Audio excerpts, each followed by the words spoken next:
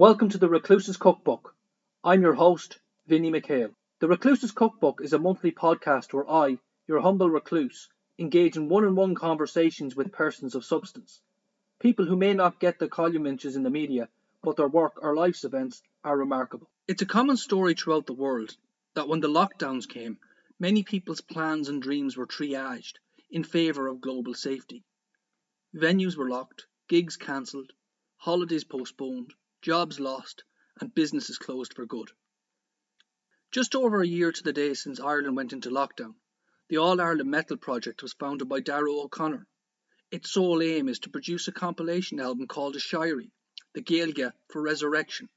Aiséirí will feature Ireland's metal talent who have dusted down their drums, tuned up their guitars, and turned on their microphones.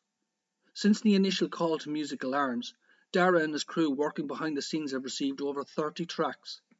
With the release date for September and all proceeds going to Barnardos Ireland, Aiséirí is the first project of its kind for the Irish metal community.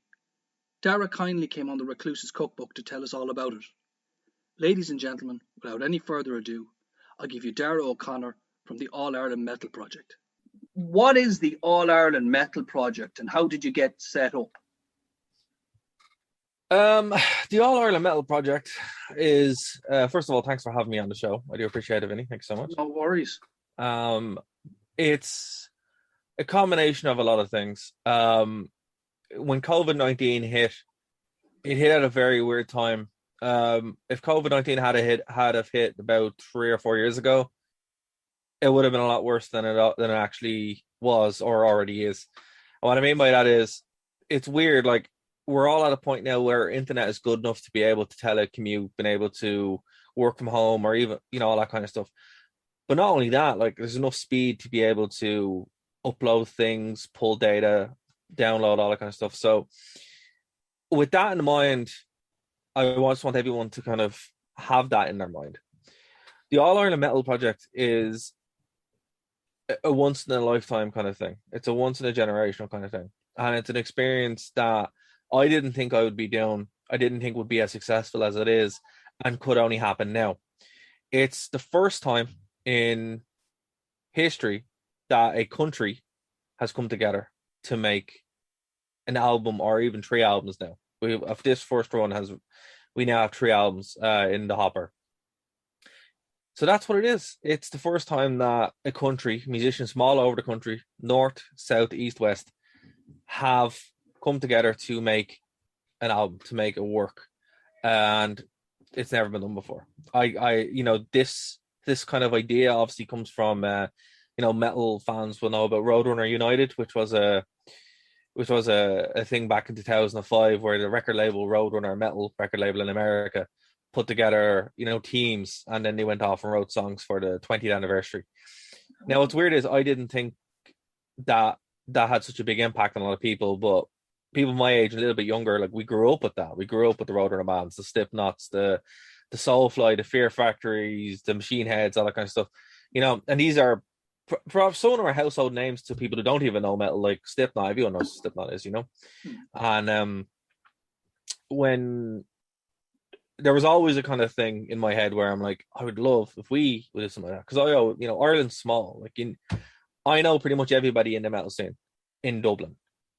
But what I've learned is I didn't know everybody in the metal scene in Ireland. So I'll get to that. But I was like, wouldn't it be cool to do a song with this person and this person? And my own bands, Horrenda and Aborted Earth, we're big into collaboration. On every Horrenda album, we always have a guest in. It's something that we've done from the very beginning. I was like, geez, I'd love to work with this person, this person, this person. But there was always this, like, invisible wall. And we've actually joked about it a couple of times ourselves, like, during the project, that, like, geez, that wall was silly. Where you're like, oh, I don't know him, or I don't know her, or wouldn't it be weird to just, So that was there. So it just never happened. But then Phil, who runs Burning Metal Ireland, posted up on Facebook, oh, geez, I'd love if someone did the Roadrunner United thing. And then I sat and thought, geez, how would somebody do that? And this was started in April this year. So it'd been a good year without music, a good year without live tracks, because with the, or even any tracks in general, like when COVID-19 hit, every year there's a Metal to the Masses thing, which is a contest, and all the bands from Ireland, all the metal bands get together and kind of compete to go play Bloodstock. And it's a big event because all the bands from all over the country come together, and you get to see some really great shows. And we, like Horrenda, my band, we were playing the show, and I was also doing double duty with my other band, so I was playing both. I was playing two sets that night. I'll never forget it. I was in bits. I didn't think that would be the last time that I would play a show like that, before COVID, because obviously we'd heard about COVID, and I've been tracking it since it was in China in December. A guy called Mr. Medicare was talking about it, and I was just like, oh wow, I was watching his streams, and like, this is probably a serious thing.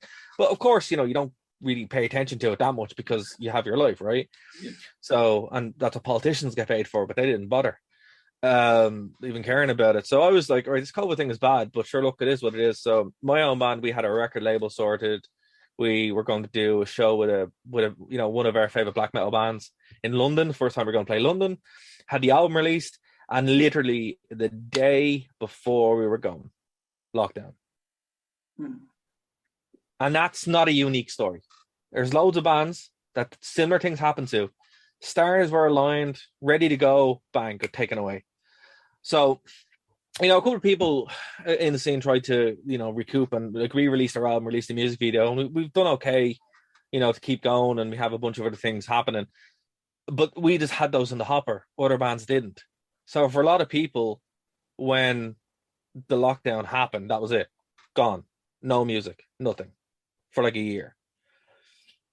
And I think with that happening, it broke down a lot of those walls, because it was like, wow, we don't know how to do this. We can't go to Fibbers. We can't go to these places and meet up. We don't have these gigs. We have no community space anymore. So I went online, and that's what I was saying to you. This is why I wanted your listeners to really bear that in mind. Only for the fact that we have social media platforms now. Like, I'm not a big fan of them in general. I think they are quite negative, but they have their uses, right? And this is an example of it. I put up a post, and people start showing up, and then it became a group, and then the group became 120 plus people, and it grew and grew and grew. And it wouldn't have been possible if people hadn't have invested money in buying their own gear over lockdown, if people hadn't got tech literate, if people hadn't been able to do this kind of stuff. And then also the hunger was there as well to want to work with other people. And it was just the stars aligned. That's what I'm saying. It's a once in generational thing. Not only is it a country coming together, but it's people who might never have had the opportunity to work together. Because, like, here's the thing. I don't know how familiar listeners are with it, but when you're playing a gig, you're playing a gig, right? So there's no green room sometimes. Some place there is, and you'll be like, oh, hey, man, whatever. But sometimes when you're playing a gig, and most often, you get there beforehand, you sound check, you go get food. My band, we wear, like, paint and so that's, so you have to paint yourself up and do the whole stage stuff. So we're getting into the head zone of it. And then when you come off stage, the band going on, you might only meet for 5 minutes, go, oh, man, great set. But when they say to you, you're pumping sweat and all that kind of stuff. So you're not in that headspace. So with the result, you kind of miss people, or you'd have like little kind of cliques that you'd go in, like we'd tour with certain bands, and like Dirty Casuals, who are a great band, Grey Stag, who are really good mates of ours. They're actually there the night that the last kind of gig, and now they're off to play Bloodstock. So fair play to them for getting that to go. But yeah, man, like it was very clicky, so. And it wasn't because of anything negative. It was just that's how it was, right? There was no real kind of other way to do it. Like, it just was what it was. So with this new way of doing it, where you're like, oh, hey, let's make music. Stripping it down from we are musicians who want to play music was an interesting thing, because can I swear on this show or not? Of course you can. Yeah, okay. Go ahead, man. So all the bullshitters and all the naysayers and all the people who are like, oh, that's a stupid idea, that kind of stuff, they took themselves out. They were gone. So we were left to all the people who were like, actually, I want to make music. Let's go make music. So it was just kind of super positive thing, and everyone's been great, and it's been this really kind of cool communal thing. And we basically rebuilt it from the rubble. And not only like was there a few things, I mean, like it was literally nuked from orbit. There was nothing left, nothing. Everything that we did, like the way we would gig, the way we promote ourselves, the way we meet up. Like I see my band once a week for the past 5 years, every single week. And over lockdown, I didn't see them for 9 months. Wow. Wow. You know, and that's not just me. That's how bands work. Bands are relationships. Bands are family. Bands are your other family, right? So you don't see them, and you're like, okay, so this is weird, you know. And then you go back in, you play music, but kind of relearning how to play music and relearning what it is to be a musician when you can't do live music is something that we all kind of had to go through. And doing it in this way with people in the exact same position, but then also writing, it gets you really creative and then gets that buzz back. And then you're like, oh, wow, I feel like I'm 16, 17-year-old again, you know, learning music for the first time or learning to put together stuff. And it's just kind of crazy experience. So, you know, it was something that was really negative. Like the COVID-19 thing sucked, and it was. It's still terrible, right? But we were able to pull this together. And not only that, that's one side of it. Charity. Today, and I don't mind saying this at the moment, we have raised over 11,000 euro. Sorry, 1,100 euro for, I wish it's 11,000 euro. Give us more money so we can get it up there, right? But so far, we raised 1,100 euro, so 1,100 euro for Barnardos. Brilliant. Already. And that's only, you know, my company's great. They're really supportive of doing this kind of stuff. But also pre-orders. People have been super, super supportive by pre-ordering the album, the first album, and the merch and stuff like that. So that's great, you know, and that's really going to help. You know, the kids who, let's just say, yeah, even though, okay, right, you know, musicians have had it bad, but at the end of the day, I'm working, you know, and you know, family's okay and stuff like that. A lot of these kids had it far worse, you know. They're at risk, and COVID-19 made things a lot worse. So to be able to help a group like that as well on top of this, yeah, absolutely amazing. So that's what we've done. That's what we've been doing. We've put together the call was put out there. I thought, honestly, I was going to have like maybe eight tracks. Me and my friend Shannon, who's in Abort the Dirt, we're probably going to have to do all of them, right? I'm bringing a couple of guests. That didn't happen. At the moment, we have 35 tracks. Wow. 35 albums worth. Three That's albums worth. 3 albums worth. Yeah, exactly. This is the problem we had. We're like, oh, we have 3 albums here. So, and you know what? They're not bad tracks. They're amazing tracks. I was, you know, even if they had been bad, it still would have been cool. But the fact that they're so good, they're such high quality, and they also, like, again, a lot of these were recorded not in studios, recorded at home, and then obviously mixed and mastered elsewhere. Some were recorded in studios, but again, we were doing this at home. We were doing this with a lot of stuff cut off. We were doing this with our hands tied behind our back effectively, and we were able to do it. And the passion and fire from everybody, it just comes through. You know, it really is amazing. And that's what I'm saying. It's a once, even if this is done again, it won't have the same feel to it. It's a once in generation thing. This was literally the odds are stacked against us, and let's go. And here's the thing: in the metal community, the odds are always stacked against us, right? A lot of kids listen to metal because they get bullied, or you know, they feel like outcasts or something like that. So they're like, okay, fine, here we go. And so we were just used to doing this. You're ever hit on something there that I'm a massive metal fan since I was a kid. Yeah. And I remember, you know, metal, it no longer has the commercial appeal, say, it would have had in, say, in the 80s and the 90s. Yeah. But it's still there, and its ranks are very, very, very strong. Yeah. Can you tell us, what is your opinion on why metal is still an enduring genre of music? Why do people still keep going? It's a tough question. We're doing a documentary at the moment on this whole process. You know, it's basically it's the entire metal scene and the collapse of it, and then the rebuild up through the documentary and all that kind of stuff. That is, we're in the process of that. And when we were doing the interviews for it with the people involved, that was one of the questions. What does metal mean to you? And a lot of the answers were very interesting, but there was a common through line to it where it was like, metal is the, you know, no one cares who you are in metal. You can be anything, anyone, but you're a metal fan. That's what it means. And that's the way it should be. You can be, any color, any creed, any sexuality or whatever.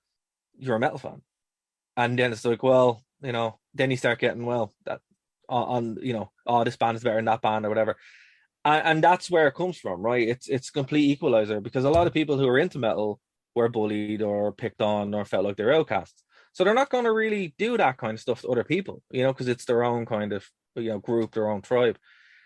And that's that. I think that's why it's there, because it opens up these different elements. So from like a musician kind of stuff, metal's hard to play, it's complex, so you can sit there and write these really complex songs or whatever. For me, I like to write songs that have emotion and have feelings behind them. Yeah, they can have complicated parts, but I'm not the best musician in the world. There's musicians on this record, on this island, who are phenomenal, who I've been lucky to play with, and they blow me out of the water, right? But for me, when I'm writing a song, it's all about the emotion and the atmosphere, and that's what all Horrenda is. It's all emotion, it's all atmosphere. And the thing of it is, you can also take these really dark feelings and push them out for something good, and people will get something from it. And for me, that's what it is. Again, it's like, with Horrenda, like a lot of people will say to me, oh, I really like your band because it got me out of a dark place, or no, I really relate to it because of this, that, and the other. And I'm like, wow, that's amazing, And I do appreciate that, because that's why we do it. We do it because we love it, but also because there is someone out there who needs to hear whatever it is, or get that feeling or emotion out, or feel like they're not alone. But in the All Ireland Metal Project, we're all saying the same thing. That's why we do it, because it's our way of not only regulating emotion, but expressing our feelings through music, through talent, trying to really get these connections. And that's why, when you're at a show, when you're playing a show, and you're playing or at a show, right? Either one, there's that electricity in the crowd. There's that electricity on stage where you're like, holy crap, this is amazing, and that's what it is. You don't get it anywhere else. There's this overarching sense of community that you're all in there together, because you are all there together.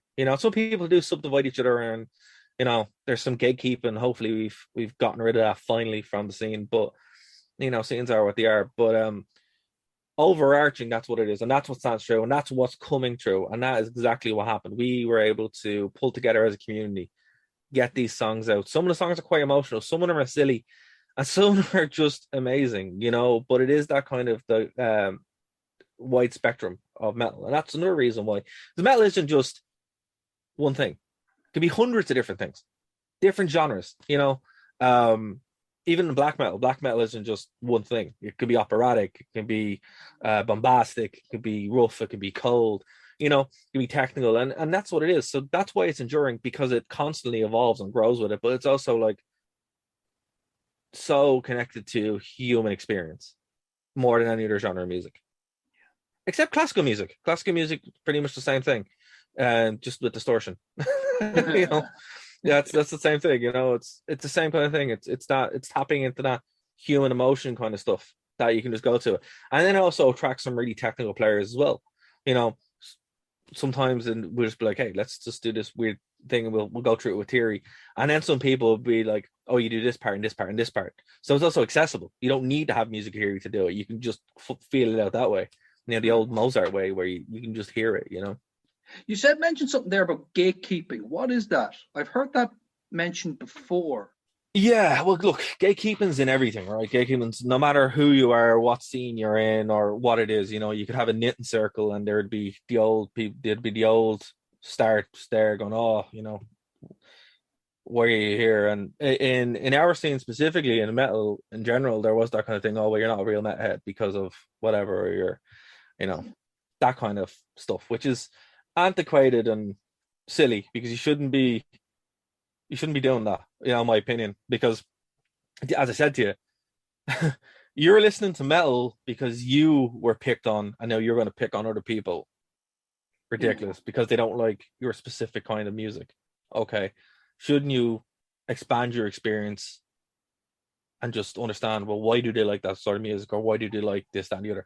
And that's just a growing thing. Some people just can't do that. But that is not just here, it's kind of everywhere, and it is being washed away slowly when basically people learn to stop being arseholes.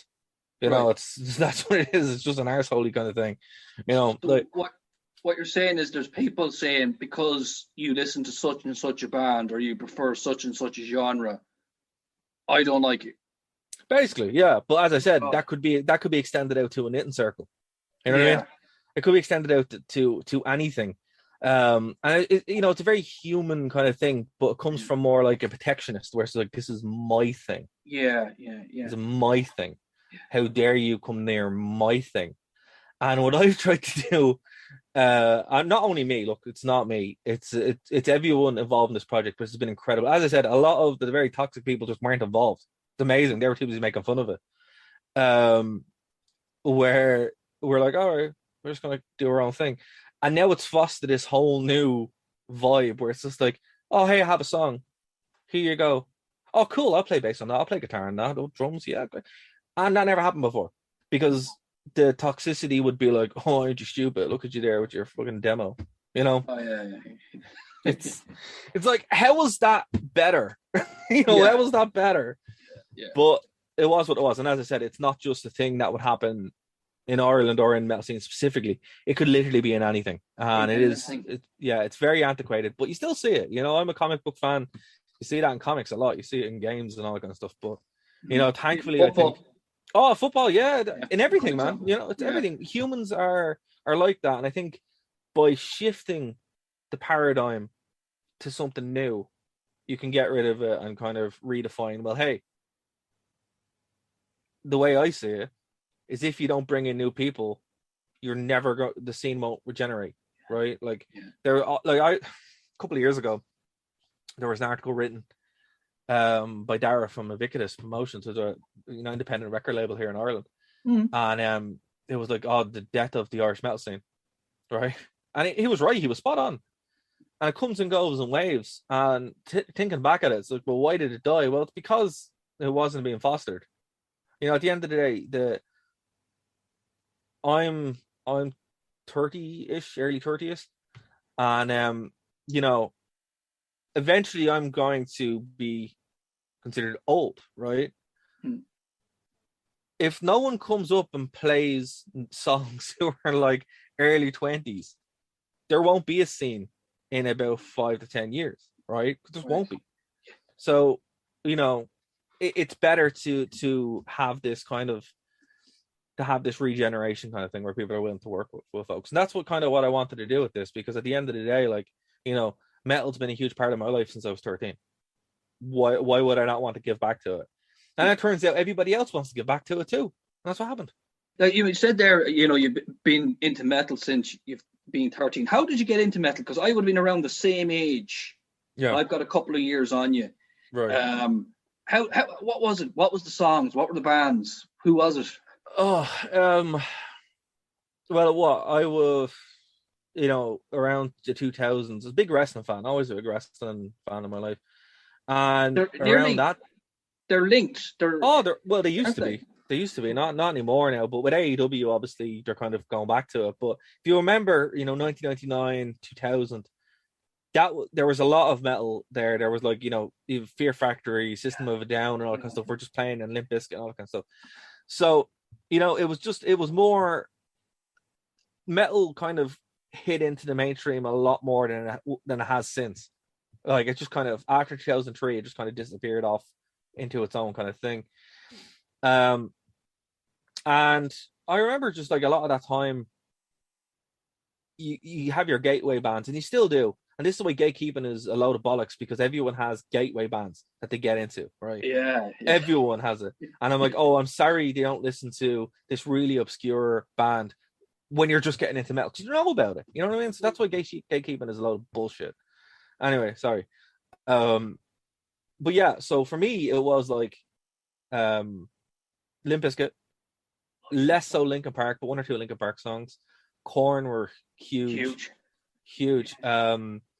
A Slipknot and stuff like that, and it kind of grew from there, right? But they were like the first ones. And I remember sitting in English class when I was in second year of school and hearing One for the first time. Oh, wow. And then you're like, oh my God, this is amazing, right? and we were doing World War One poetry, so that's why one was being played, right? Then I heard, then my English teacher played The Unforgiven. I was like, cool. wow, that's amazing, right? So 2 Metallica songs in English class, it was wild. But from there, I remember my friend, his brother's friend, they were like the older the metalheads in school. And one of them was like, here, give me like 10 CDs, blank CDs, and I'm go make your CDs. And he had me like, Rain of Blood, the first Murder Dolls album, Anthrax, Megadeth, pretty much all this kind of stuff who are still like massive big impacts of Slipknot's first album. There was so much there. I still have them to this day, So, and the internet wasn't big then. The internet was like, it was still a thing, but in Ireland it really wasn't. So it wasn't until like I was in 4th, 5th year where you could actually start like, finding music online and all that kind of stuff. So in those days you went and bought your album and then you listened to the album and then that was that. So yeah, man, but it grew from there, and I got really big into thrash. Love Megadeth, and then I discovered Swedish metal, and Children of Bodom are huge. It's kind of a strange week we're recording this particular podcast episode because you've mentioned Slipknot. Yeah. And of course, at this stage, everyone will have heard that Joey Jordison has passed away. Yeah. In particular, Slipknot seem to have had such a resonance in the last 20 years. Well, not even Slipknot, Vinny. I also mentioned Murder Dolls, and Joey Jordison was there too. Yeah. And yeah, man, like that's a tough one. This year we lost Alexi Leo from Children of Bodom. Oh yeah. And right. Joey. Now, to be fair, Joey probably had more of an impact because of, as you said, like, everybody knows Slipknot, right? Yeah. It's such a big loss. Like in the past 20 years, sorry for cutting across you, but I think you were trying to say why are Slipknot such a big band, or why did he have such a big impact? Is that what you're trying to get at? Exactly. Yeah. Because I'm fascinated with them. I always have been. Because the theatrical side to them, now I wouldn't be into black metal that much or anything like that, but I always really appreciated their live presence. I work live quite a bit myself, and I've never seen a band as intense or as inspirational. Now I have seen them live, and I've never seen anything quite like it before or after. There's Slipknot and there's Slipknot. It's funny, right? I don't know how many people know this, but with my band, like even though we're a black metal band, a lot of the roadmap that I use is Slipknot, because we're a theatrical band. Clown did all the stuff behind the scenes. You maintain your brand, right?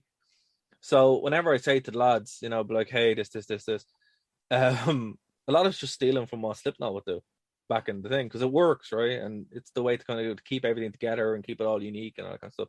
That are Behemoth, because Behemoth are kind of like the black metal Slipknot. So, that's how you kind of get more exposure or whatever. But, that's between yourself, myself, and the listeners, right? But yeah, like as it goes, like Slipknot musically, I don't think half the bands would be around if it wasn't for Slipknot.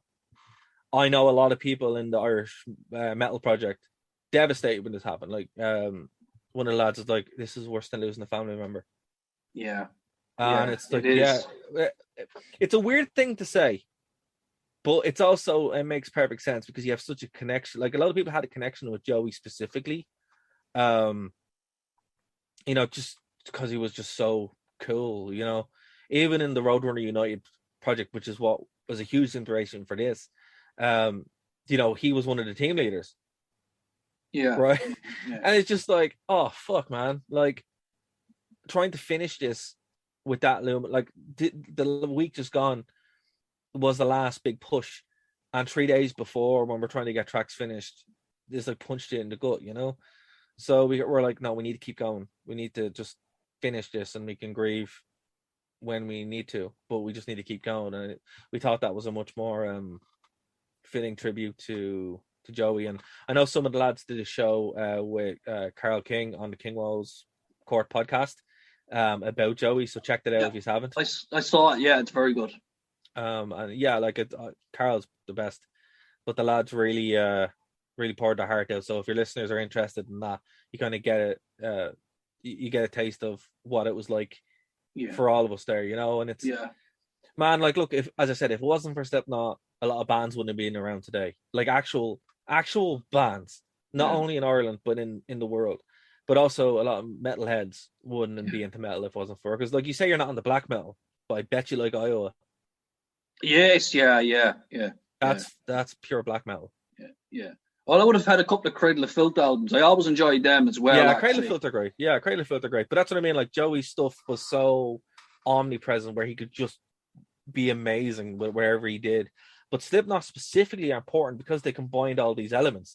They took stuff from black metal. They took the performance theatrics to a new level.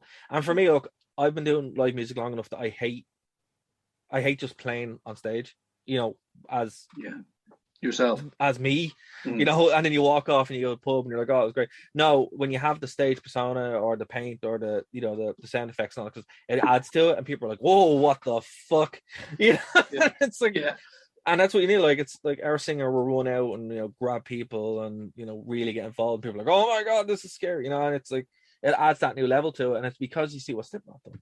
It's like when you go see a Slipknot show, I will say I saw them to 2020. It was very disappointing, but I have seen them like 4 or 5 times with Joey as well. Yeah, and it was amazing. Like, I don't know if you were there, 2005 or 2000. Was 2005? Yeah, 2005. No, I saw them in a run in Manchester. Yeah, no, I was studying at the time. I saw them the 2 years. The one they supported where they supported Metallica in the RDS, and then when they did their own show with Shadows Fall. I was there actually. Yeah, I forgot about that. Yeah, that was an amazing gig. That was an incredible gig. Yeah, and there really is nothing like peak Slipknot. Like, you can't describe it to someone. It's like, yeah, you might have seen them in 2020, but Behemoth were better, because they just were. But Slipknot at their peak, untouchable, and it's a shame. It's such a damn shame that he's gone, but he'll never be forgotten. Like, as I said, the Murder Dolls are one of my favorite bands.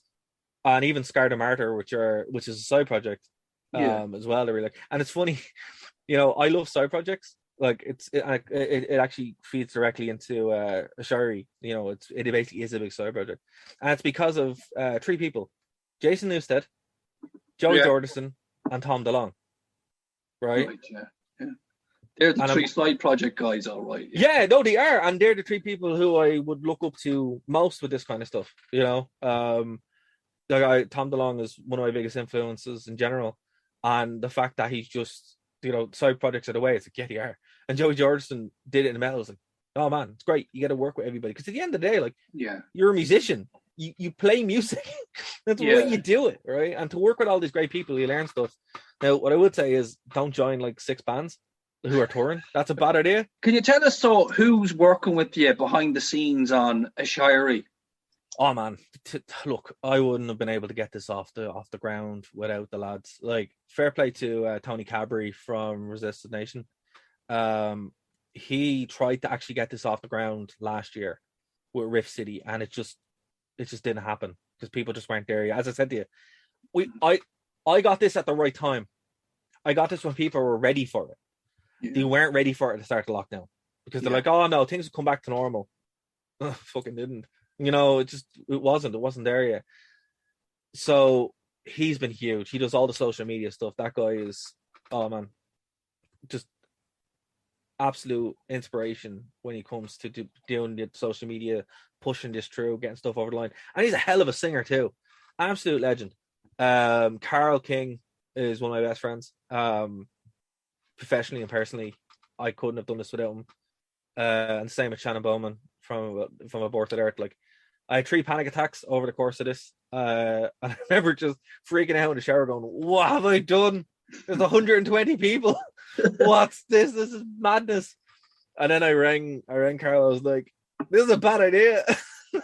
And then I was like, no, look, it's fine. It'll be grand. And obviously, it was, but between the 2 of them, I just wouldn't have been able to do it without either one of them.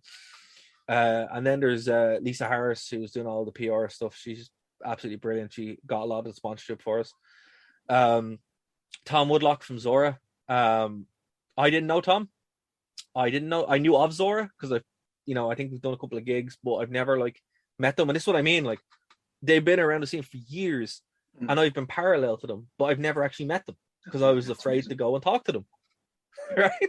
I was like, I don't even want to talk to me. And then it was funny because Tom said the same thing yesterday. He was like, oh, there's this weird like wall, it was gas. But yeah, I've got really close to Tom. We finished a bunch of tracks together. So he was just absolutely pushing through it. And then there's so many other people who've got involved. Man, there's so many. I'd say like every single person who contributed their time is equally as important. Obviously those guys I touch base with all the time, but I put up tracks, people pick them up, or people weren't able to finish tracks, and I'd be like, hey, will you finish this? They will. Can we get this here? Can we get it done? And and then we came to do the documentary, Angel from Cosmo Palace. By the way, if you want like the best director, the best videographer in the country is Angel from Cosmo Palace. No disrespect to anybody else. We have a massive array of talent, but Angel also is one of my best friends. And he was like, I was waiting for you to ask me. So we were doing the documentary, and it's that kind of spirit. And he was, we did a bunch of stuff, getting it ready. We brought everybody in for the interviews, and we're shooting that documentary as well.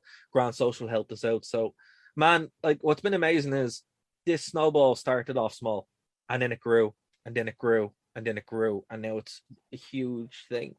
And it really is like a testament to not only the one or two people, it's a testament to everybody as a scene. As I said, the dickheads took themselves out, and to them I'd be like, well, the door's still open, but maybe don't be such a dickhead in the future. Like that's the whole point. I would love people to come in who may have talked down the project. I don't know because I wasn't watching it, but if it was a case of, oh, I think I missed a boat, or or whatever, I'd be like, no, come on in, let's do track. Because that's the vibe that I want to create. That's the vibe that I hope we have created, where it's like that way of doing things is gone. The only way we survive as a scene is together. Yeah. And I hope in few, like initially I was like, I hope in about 20 years someone who's like my age or younger is like, oh man, there was this really weird thing that a lot of the Irish lads did back in the pandemic. Wouldn't it be cool to do that again? And I still hope that happens. But if this becomes a yearly thing or a bi-yearly thing, that's also cool, But what I mean is, like, I think we fundamentally changed the way people perceive what can be done at an independent level, right? Where it's just like, even with everything taken away from you, even with people naysaying or whatever, there's still going to be a group of people there. There's still going to be people who have your back and who want the same thing. And when people hear these tracks, like there's 2 tracks out already, and they're killer, right? That's not even half of it. We haven't even given you the good stuff yet. We've just given you a taste of it, and it's brilliant. It literally has something for everybody. And the way that the albums are going to be done is they're not going to be segregated by heavy to light. There's going to be a variety across the 3 of them, and it's going to be an experience for everybody. So, because that's what I want to hear. I want to, when stuff comes back, to go to shows and see this kind of stuff. And the bands that have come out with this is wild, man. People now have discovered, oh, I can play with these people, and they've made bands out of it. I've got 2 projects out of it myself. Who all is recording songs for you? You see, this is what I mean. It's not that way. There's no studio. People are recording at home and sending tracks in. People are recording in their home studios, or some people have gone to studios. So that's a very tough question to answer. But what I will say is, who's mixing it? So Alan from Zora is doing some of the mixing. Shannon Bowman is doing some mixing, and Josh from JSR Audio is doing mixing from up north. So we kind of have, actually the only people not mixing represented is Dublin, really. But from around the country, they've all stepped in to pick up the slack there and mix them. So it's gonna be class. What bands have you got on, and who should we look out for? We don't have bands. That's the thing. One of the rules was there's no established bands. Right. All right. So this is a collective of guys and girls just getting together by themselves. Wow. Yeah. The rule was you can have members of your band there. And look, I do. Yeah. You know, to finish some of the tracks, I'm like, here, Aaron's a singer from Horrenda. I'm like, here, will you sing on this, please? Or Mark, my guitarist, will you play on this? You know, to finish them. But the goal was to play with different people. And this is what I mean. It's part of that wall was because you would stick in your little group. Right. You Yeah, know, of course. you would, because that it's what you know. Like, you wouldn't go up to some rando and be like, hey man, you know, whatever, because that's weird. Yeah. But with this, you know, if you're all kind of like, oh, I need someone to play a track, well, then they come in. And the cool thing about musicians is a friendship, but it's a business relationship first. So you work with people and then you become friends with them after, and that's kind of how it works. And with this, that's what happened. So a lot of people would just work with them, and then they became bands after it. So to say who we have on this and people from bands, name an Irish band, and now someone from that band will be on it. Right. We could sit here all day and do it. Yeah. Dead Label, Zora, Horrenda, Aborted Earth, you know, the list goes on and on and on. Resistive Nation, Neon Empire. You know, I could literally sit here all day and name them, you know, but I'm intrigued. I'm intrigued here because normally albums could take years. If you take in point in case, say Metallica's Load album was nearly like 3 or 4 years in the making, right? Right. So you have put a call out to musicians across the island to form their own bands and write a song. Some of them, in certain cases, are maybe in 2 bands. What's the time scale? When did you? My mind boggles at this. Like, I'm absolutely amazed here. So what's interesting about it is when bands like Metallica, well, there's a couple of things, right? Touring is difficult and gigging is difficult, right? So what kind of happens is when you're playing a bunch of shows, you don't really write. And that's what kind of happens. Because you kind of sit there and you're like, oh no, man, we have a gig, we need to rehearse the set or whatever. So you don't really write. So like with us, you know, we wrote our album over like 3 years and then we recorded it, you know, after that time frame, because like we were gigging so much, we went through members, we finally nailed down, and that's how it works. And that's usually how albums happen. You gig them for about 2 or 3 years and then you'll go in, record and write. Right, okay. So that's usually the way it works. And Metallica, in between the Black Album and Load, they did world tours. So that's why it took so long. But also there's another aspect. You have nothing to say. That's a very good point. You know, and for me, I refer to the creativity as a tap. Now, I don't know if that's like that with everybody else. No one's said it to me. But for me, it's a tap. So I just kind of hear songs in my head, or I hear parts and then I can write to it. But you could go through months where you're like, okay, you know, you can't do it. Yeah. So it's for me, it's a tap. And when I have something to say, I'll say it. When I don't, I don't. And that probably happens to a lot of bands. Specifically with this, think about it. All the music was taken away from people. All the bands was taken away from people. Their friends, they couldn't see them. Their, you know, whatever. And they were sitting there at home for a year. Couldn't rehearse, couldn't record, couldn't do anything. Or in a lot of cases, didn't have the will to record because they're like, what's the point? You know? So I think what happened was when this came out, everybody was like, I want to get back to this. I want to do this. This is a cool idea. Let's push through the depression or sadness or melancholia that's there and just, you know, do it. So I think there's a combination of things. People had stuff to say. I know for myself, like I was on a bit of creativity dry spell. I started writing lyrics again, started writing songs, just sit there and bang songs out. Like I was watching WrestleMania and I was banging out songs. Yeah. I was like, that was weird that happened, you know, because I was just like, you know, let's just bang out demos. Yeah. And I think it just was that kind of rush of creativity with people. So again, it's important to keep that in mind. We weren't gigging. Nobody was gigging. People were sitting at home. They went through a pandemic. They went through the emotional wreck of inefficient government and the nightmare that it was. And just in general, they were like, we have stuff to say. Yeah. Mhm. And there you go. And it's fertile ground for metal, because metal's always been very reactionary, where it's like, we have stuff to say. And look, that's what I mean. Like, not every song on this album is about the pandemic. Actually, very few are. None are. But people have different things to say. And like I said, some people just want to have a laugh. Some people want to have a joke because they want to get that out, and that's their personality. My songs are a bit more serious, but that's what I mean. It was like, that's what happened. It just all kind of clicking together.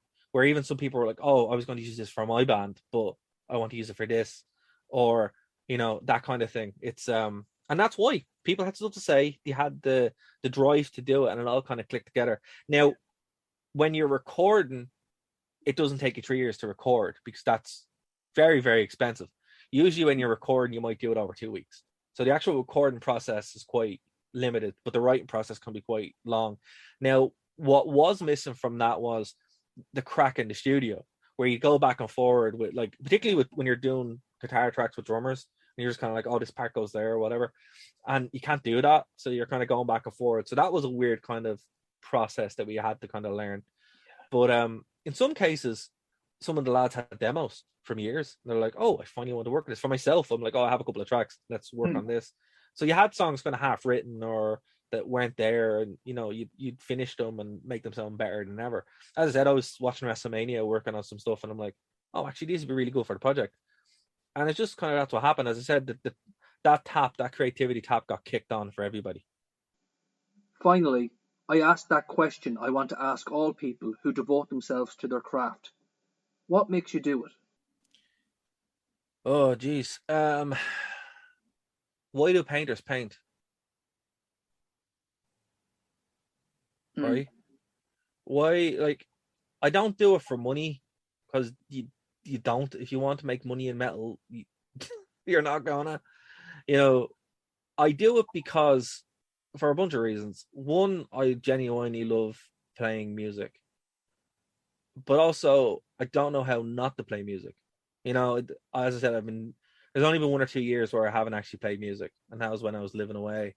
And even then, I bought a guitar because I couldn't hack it for like I was there 4 months in and went in and bought a guitar. you know, but I mean, like, it's a sense of community, it's a sense of belonging, but it's also a way to create art and share it and connect with people all around the world. Like, my band Horrenda initially was a solo project, and I was just making music and releasing it on the internet, for me. And music is a lot just for me, because but people then connect to it. So why we keep going even in the hard times is because, like, it does mean something to people. It means something to a lot of people. Mm-hmm. And it's not just, and you don't think that people connect to it, but they really do. But then when you're playing shows or something like that, and you just see the crowds going wild or whatever, you're like, man, this means something. Like, there's this part in one of our songs, actually one of the songs in general, it's called Slow It, and when you're playing it, it feels like you're like ascending. You're just tapping into this energy, and you're like, whoa, this is wild. And everyone in the band says it because they feel it, and you can, and that kind of stuff. It's like the biggest high in the world. But that's live shows. Like, that's, I don't understand people that do drugs and stuff like that after gigs. I'm like, did you not play the show?